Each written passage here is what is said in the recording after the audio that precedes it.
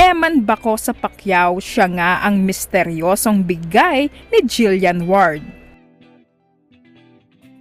Eman Pacquiao, hindi maitago ang kilig tuwing nababanggit si Jillian Ward.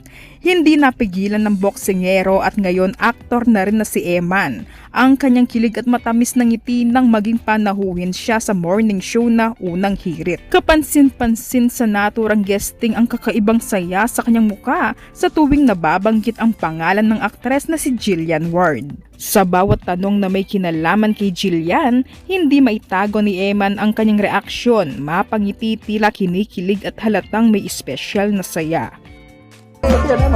Hi, Jill!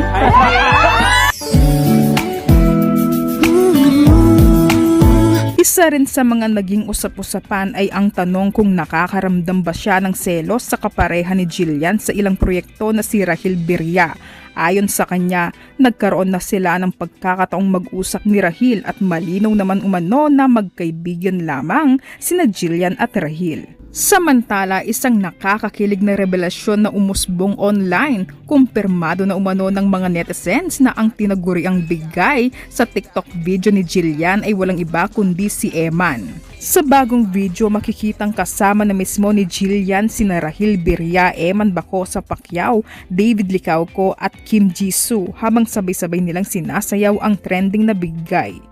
Ngunit ayon sa mapanuring mga netizens, may isang detalye ang hindi nakaligtas sa kanilang paningin. Si Eman umano ang pinakamalapit kay Jillian sa eksena, partikular sa posisyon nito malapit sa kanya na tila tumutugma sa naunang mysterious guy na ibinahagi ng aktres na video.